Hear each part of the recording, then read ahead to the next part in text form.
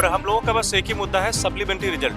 TRE 3 में हम लोगों ने देखा कि कम से कम 12 से 15,000 लोग ऐसे हैं जिनका मल्टीपल रिजल्ट हो गया है और हम लोगों का उतना ही नंबर ला करके सिलेक्शन नहीं हो पाया है केवल उन्हीं लोगों की वजह से। जब शिक्षा मंत्री ने बोल ही दिया है कि भाई हम कर देंगे, हो जाएगा, तो भरोसा कीजिए ना। नहीं, बोलने से कुछ नहीं होता है, मौखिक और लिखित में बहुत अंतर होता है। अच्छा, इस सिद्धार्थ से भी मिलने गए हाँ, भी टाइम दिया है, देखते हैं क्या बोलते हैं। लेकिन हम लोग जब तक लिखित आश्वासन न मिले तब तो हम लोग ये धरना समाप्त नहीं करेंगे। धरना आप लोग समाप्त नहीं। हाँ, ये अनिश्चित काल तक चलेंगे। नमस्कार, हमारा नाम है समरीन और आपने देखना शुरू कर दिया है लाइव सिटीज।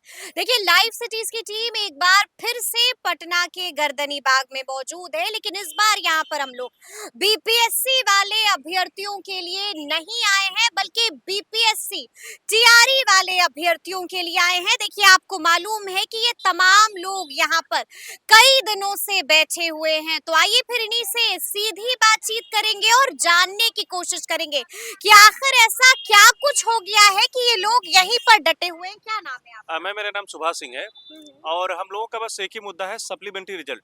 टीआरई 3 में हम लोगों ने देखा कि कम से कम 12 से 15,000 लोग ऐसे हैं जिनका मल्टीपल रिजल्ट हो गया है, मतलब एक लोगों का 3-3, 4-4 जगह और हम लोगों का कि उतना ही नंबर ला करके सिलेक्शन नहीं हो पाया है केवल उन्हीं लोगों की वजह से, क्योंकि उसमें मल्टीपल रिजल्ट हो गया है।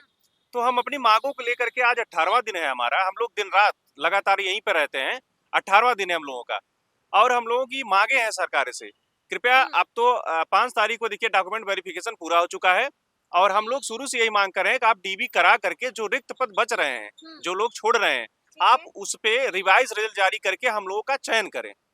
जी, ये मांगे हैं आप लोगों की यही हम लोगों की और 18 दिन से आप लोग यहीं पर बैठे हुए हैं। बिल्कुल मैम, 18 दिन से हम लोग मिले हुए हैं। हमारा कई डेलीगेशन है, 2-3 डेलीगेशन रोज जाता है, राजनीतिक लोगों से भी मिलता है, आधिकारिक लोग भी है उसमें, जब कई लोगों से मिलता है। हाँ। कल हम लोग गए थे आदरणीय शिक्षा मंत्री जी के मतलब कि जेडीयू कार्यालय पे, हाँ। वहाँ पे हमारी मुलाकात हुई, हम लोगों ने अपना प्रतिवेदन उन्हें दिया, लेकिन सर से 3-4 बार पहले भी मुलाकात हो चुकी है, केवल वो आश्वासन दे देते हैं कि ठीक है देखेंगे। हम लोगों को कोई लिखित आश्वासन वो नहीं देते हैं और लिखित आश्वासन नहीं देते हैं, यानी कि ये लोग कह रहे हैं कि आप लोगों को लिखित आश्वासन चाहिए। जी, हम लोग को लिखित आश्वासन चाहिए। जब शिक्षा मंत्री ने बोल ही दिया है कि भाई हम कर देंगे, हो जाएगा, तो भरोसा कीजिए ना। नहीं, बोलने से कुछ नहीं होता है, मौखिक और लिखित में बहुत अंतर होता है। अच्छा। हम लोग जो है, जैसे जो विज्ञापन जो आया 87,774 सीट पे, उसमें से जो है 21,000 सीट बचा लिया गया, उससे हम लोग कोई लेना देना नहीं। जो 66,000 रिजल्ट जो आया, उसमें जो है लगभग 13 से 15,000 जो है मल्टीपल रिजल्ट है।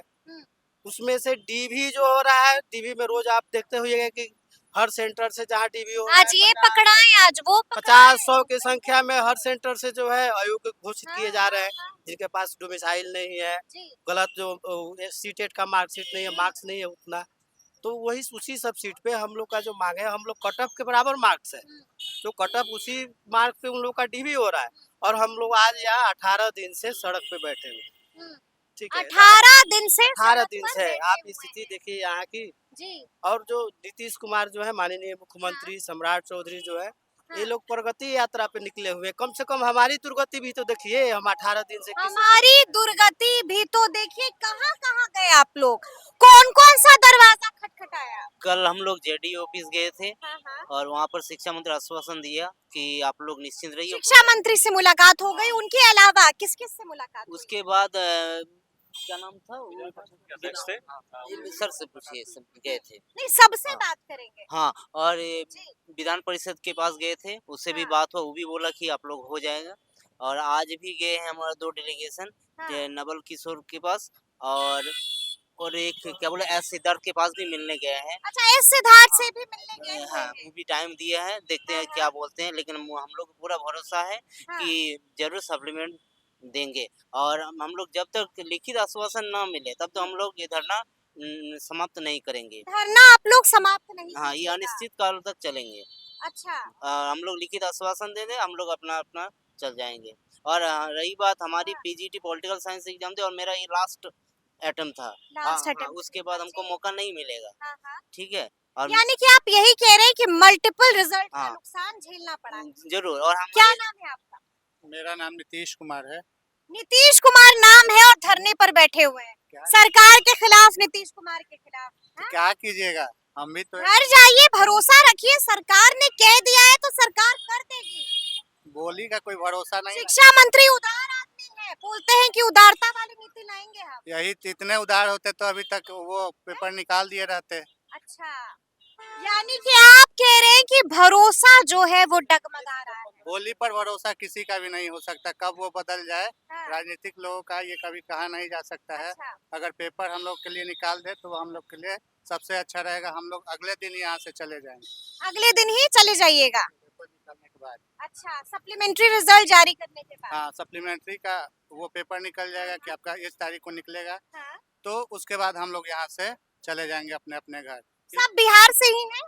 नहीं, कुछ लोग बिहार से हैं, कुछ यूपी से हैं, कुछ कौन है यूपी से, कौन? आप यूपी से हैं? जी मैं अच्छा। बेसिकली प्रयागराज से हूँ मैम। हम्म, और टीआरई फर्स्ट में भी हमारा चयन ट्राई बेकर से नहीं हुआ था। अच्छा, और इसके बाद टीआरई थर्ड में हमारा प्राइमरी में 81 मार्क है, बराबर नंबर है। इसके बाद भी हमारा चयन मल्टीपल रिजल्ट होने के कारण नहीं हो पाया है। तो आप घर छोड़ के, उत्तर प्रदेश छोड़कर बिहार में आए हैं और बिहार में वो भी आप धरने पर बैठ गए अब हैं। बिल्कुल मैम, अगर सप्लीमेंट्री रिजल्ट के माध्यम से हम लोगों जी। का चयन हो पाता है तो बहुत बढ़िया है।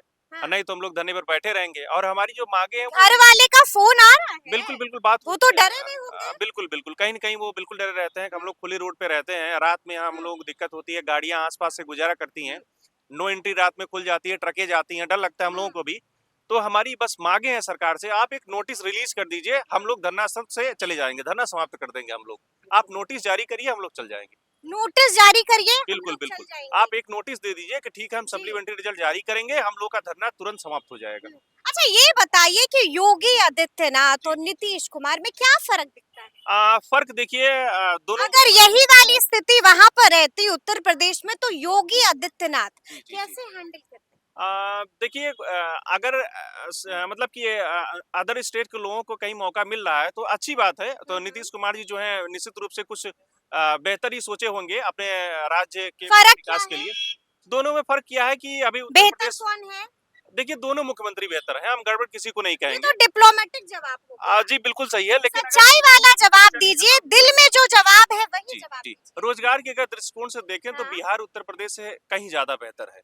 रोजगार के दृष्टिकोण से देखें तो बिहार में बाहर है क्योंकि नीतीश कुमार है। रोजगार तो सरकार इन है। लोगों को समझाते नहीं है कि क्या कर रहे हैं आप लोग? नहीं बिल्कुल ये लोग बिहार में तो इसीलिए बाहर है क्योंकि नीतीश कुमार है। उठिए जाइए घर, भरोसा रखिए, नहीं सब होगा क्योंकि नीतीश कुमार है। बिल्कुल बिल्कुल विश्वास है हमारे मुख्यमंत्री पर। लेकिन हम लोग इसीलिए धरना दे रहे हैं कि आप एक नोटिस रिलीज कर दीजिए, हम लोगों का धरना समाप्त हो जाएगा। हम लोग इसीलिए अपने धरना स्थल बैठे हुए हैं। कृपया सप्लीमेंट्री की जो मांग है वो एकदम बिल्कुल जायज है। बीपीएससी ने एक नोटिस निकाल करके हम लोगों को बता दिया कि अगर शिक्षा विभाग चाहेगी तो हम सप्लीमेंट्री रिजल्ट दे देंगे। चलिए, एक और कठिन सवाल है जो हम आपसे जानना चाहेंगे और मेरा कठिन सवाल आपसे यही है कि तमाम लोग चाहते होंगे, चाहते हैं कि नहीं चाहते हैं आप लोग कि डोमिसाइल लागू हो? देखिए अब अगर नुकसान हो जाएगा यूपी वालों को। देखिए हम बिल्कुल डोमिसाइल बिल्कुल लागू बिल्कुल हो होगा जाएगा। तो। जो सच है उसको स्वीकार किया जा सकता है। डोमिसाइल से नुकसान तो ही जाएगा, लेकिन इसमें राज्य का विकास भी है। अगर आपको अच्छे शिक्षक मिल पाते हैं, आप प्रतिभा का सम्मान कर पाते हैं तो निश्चित रूप से ये बहुत अच्छी बात है। अच्छी बात अच्छे होगी। शिक्षक मिलेंगे आपको, आपका स्कूल अच्छा डेवलप होगा, हाँ, बच्चों को अच्छी शिक्षा मिलेगी। हाँ। तो आदरणीय नीतीश कुमार सर ने निश्चित रूप से कुछ बेहतर ही सोचा होगा, तभी उन्होंने यहाँ पे डोमिसाइल नीति का नहीं लगाया हुआ है। क्या कह रहे हैं? क्या कह रहे हैं? जी, क्या कह रहे हैं? देखिए नीतीश, डोमिसाइल के बारे में साफ-साफ कह दिया है कि नीतीश कुमार ने बेहतर सोचा होगा। मुझे भी यही लगता है। देखिए आप भी यूपी से हैं क्या? नहीं, यूपी से नहीं है, लेकिन तो मुझे लगता डोमिसाइल लागू नहीं है होना कि चाहिए एक क्या? बिहारी होने के नाते मुझे लगता है कि डोमिसाइल अगर नीतीश कुमार ने हटाया है तो मैं उनका विरोध नहीं करता हूं, लेकिन बिहार के बच्चों को फर्स्ट प्रायोरिटी मिलना चाहिए था।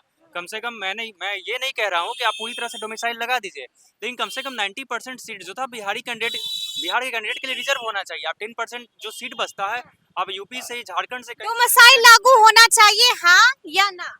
नहीं, मेरा कहना है कि लगभग 90% डोमिसाइल लागू होना चाहिए। यानी कि डोमिसाइल लागू होना चाहिए। ये कह रहे हैं कि नीतीश कुमार ने जो किया बिल्कुल बेहतर किया। हम आपसे ही बात करेंगे, कहाँ से आ रहे हैं, किससे मिलकर आ रहे हैं? हम माननीय नीरज कुमार सर एमएलसी जो है अच्छा। जदयू के प्रवक्ता, उनसे मिल के आए हुए हैं। क्या कहा उन्होंने? उन्होंने हमारी बात को समझे और बताया कि सर पहले तो कुछ और कह रहे थे, देखिए कल कुछ और बोल रहे थे, यदि हो क्या कह रहे थे कल? कि ये जो है ना बीपीएससी के बारे में शिक्षक का जो भी सप्लीमेंट्री है, तो जब पास नहीं कर पाए तो उसका रिजल्ट कैसे होगा। तो आज हम उन लोग के पास पहुंचे, बोले सर हम लोग पास है, समान नंबर लाए हैं, तो डेट ऑफ बर्थ के कारण हम लोग टाइप ब्रेकर में फंसे हुए हैं। तो पूरा सारा चीज दिखाए कि देखिए बीपीएससी ने स्पष्ट कर दिए हैं कि यदि याची विभाग देखिए ये रहा। यदि याची विभाग हमें यदि बोल देते हैं सप्लीमेंट्री देने के लिए, हम तैयार हैं। ये जो लेटर दिखाए उसके बाद सर पर है, तो उसके बाद बोले कि और क्या बात है, पूरा अस्थिर से हम लोग का लेटर मांग पर है। उसके बाद हम लोग बताए सर एक ही बच्चे का 6 to 8 में 9, 10th में 11, 12 में चयन हो गया है, वो तो एक जगह योगदान करेंगे। जो बाकी बच्चे सीट है जो आयोग, उनका क्या होगा? तो उनका क्या होगा, जो उनके सपनों का क्या होगा? उनके और भी है जो यूपी के हैं, अदर स्टेट के हैं, वहाँ पे 90 से नीचे में पास रहते हैं, वहाँ का आरक्षण का विस्तार, जैसे वो बिहार में फॉर्म भरते हैं वो अवैध है, वो अयोग है, तो उसका भी रिजल्ट चयन कर दिया। तो क्या कहा? तो उन्होंने बोले ठीक है आपकी बात जायज है, सप्लीमेंट्री आएगी, हम शिक्षा विभाग से माननीय मुख्यमंत्री से बात करेंगे, आप लोग की आध बात समझे हैं। सीएम से बात करेंगे, बड़ी बात कह दी है। बोले आप लोग अस्वस्थ रहिए, आप लोग का सप्लीमेंट्री आएगा, और आज हम बात अच्छी तरह से समझे आप लोग से। और बोले कि पूरा जो आवेदन है एक इतना मोटा हम लोग दिए 350 पेज का। इतना क्या है? ये सब क्या है? ये देखिए जो बच्चे का 1 to 5 में चयन, वही बच्चे का 6 to 8 में चयन है। ये देखिए ये टोटल बच्चे हैं 1 to 5 जिसका 6 to 8 में यानी कि मल्टीपल रिजल्ट का भारी नुकसान। भारी 829 1 to 5 है। जो बच्चे 6 to 8 है वही बच्चे 9, 10 है, उसका पीडीएफ है। तो बोले ठीक है, आप इतना मोटा हम तो कहीं जगह नहीं देख सकते हैं, इसका 10 को दे करके हमको एक शॉर्ट फॉर्म में दे दीजिएगा और हम दिखा देंगे, और ये बच्चे का मांग जायज है, इसमें दे दीजिए। आज ये बात को पूरी गहराई से समझे।